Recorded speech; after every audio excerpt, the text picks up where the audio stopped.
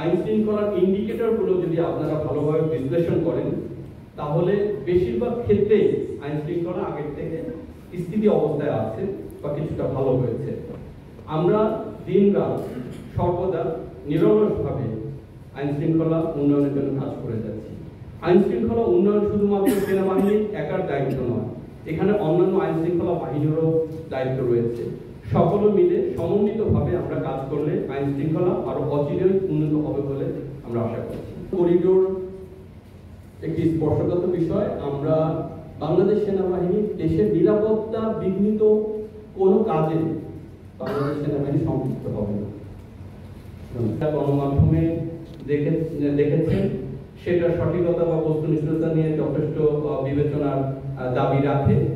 তাদের সাথে আমাদের সরাসরি কোনো যোগাযোগ নেই। প্রথমেই আপনাকে বলে নিই, অফিসার্স অ্যাড্রেস। দেখুন, সেনাবাহিনী প্রধান যে কোনো সময় বা সময়ে সময়ে অফিসার সৈনিকের সাথে কথা বলে থাকেন, দিক নির্দেশনা দিয়ে থাকেন। এটি তারই একটি ধারাবাহিকতা মাত্র। এখানে আমরা কোনো সাংবাদিককেও ডাকিনি, তিনি জাতির উদ্দেশ্যে কোনো ভাষণ দেননি বা আইএসপিআরও সরকারিভাবে কোনো বিবৃতি দেয়নি। সো আপনারা যেটা গণমাধ্যমে বা সোশ্যাল মিডিয়াতে দেখছেন, এটার সঠিকতা বা বস্তুনিষ্ঠতা নিয়ে যথেষ্ট বিবেচনার দাবি রাখে।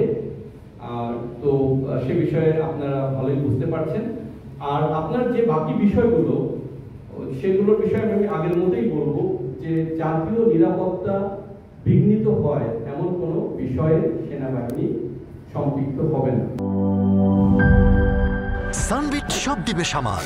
সানবিট ম্যাজিক প্রেস ডিশওয়াশিং এর মাথা ঘোরানো সলিউশন।